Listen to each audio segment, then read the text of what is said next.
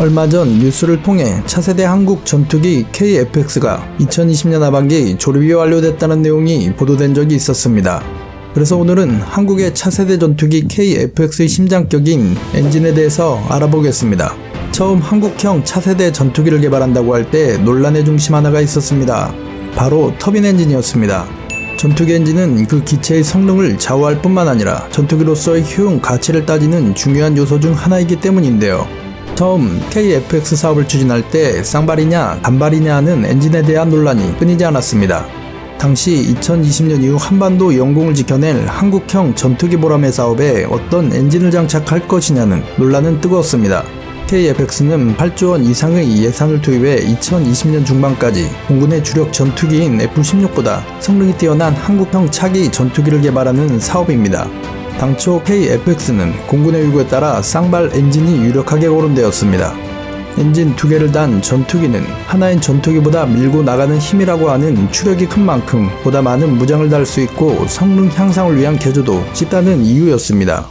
많은 항공 전문가들은 쌍발 엔진이 단발보다 안전하다는 주장 역시 미국의 사례를 볼 때 설득력이 떨어진다고 주장했습니다.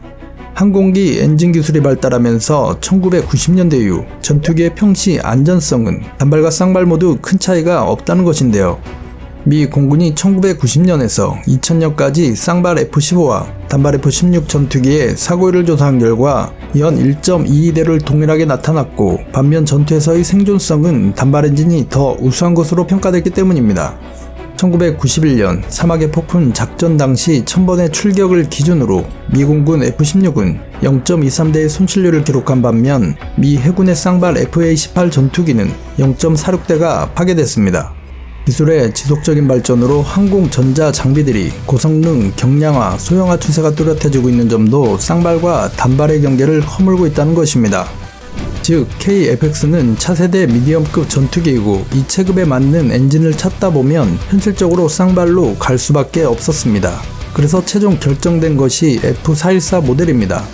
F414 엔진은 베이스 모델 F404 엔진을 개선한 것으로 더욱 강력하고 안정적인 작전을 수행할 수 있는데요. 현재 F414 엔진은 F414 GE400 모델과 베리에이션 모델인 F414 INS6와 F414 GE392가 있으며 출력이 18%나 증가된 F414 EE 모델이 개발 중입니다. 기존 F414 엔진은 리트로피트 방식으로 F414 EE 모델로 업그레이드 할 수 있다는 장점이 있습니다. F414 엔진은 길이가 3.91m, 흡기부 직경은 89cm, 무게는 약 1.1톤의 성능 제원을 갖고 있으며 F414 EE 엔진은 성능이 개선되면서 출력이 18% 증가했기에 전력 사용이 늘어도 유연하게 대응할 수 있게 되었습니다. 또한 항공기 전자 시스템의 냉각을 위해 압축 공기 흐름을 개선했고 압축기 스톨 여유 역시 개선되어 양력을 유지하는 능력이 향상되었는데요. F414 EE 모델의 향상된 성능 덕분에 유연한 전술 구사 능력도 가능해졌고 연료 효율성이 향상되어 작전 반경도 확대되었습니다. 한편 현재까지 F414 엔진은 슈퍼 호넷과 그라울러 등 700대 이상의 전투기에 탑재되었으며 이미 1500기 이상이 생산되어 300만 시간 이상의 비행 시간을 기록함으로써 동급 엔진에서 최고의 운항 안전성을 자랑합니다. 이처럼 신뢰성이 높으며 정비를 위해 탈거하는 시간은 30분 미만으로 동급 최저 시간을 기록할 정도로 유지보수 역시 더 쉬운 것으로 알려져 있습니다. 그럼 이렇게 말이 많았던 한국의 차세대 전투기에 들어가는 엔진은 어떤 엔진이 들어갈까요? 우선 KF-X에 들어가는 엔진을 제작하는 업체는 하나입니다. 하나 에어로스페이스는 국내에서 전투기, 헬기 엔진 제작을 도맡은 유일한 기업입니다. 설립 40주년을 맞이해 올해까지 생산한 엔진만 8,600대 이상에 달하는데요. 하나 에어로스페이스는 1979년 가스터빈 엔진 창정비 사업을 시작으로 항공기 엔진 사업에 뛰어들었습니다. 1980년 미국 제너럴 일렉트릭과 기술 제휴로 F5 제공호용 제트 엔진을 생산했고 이후 1986년엔 KF-16 전투기 최종 조립업체로 선정됐습니다.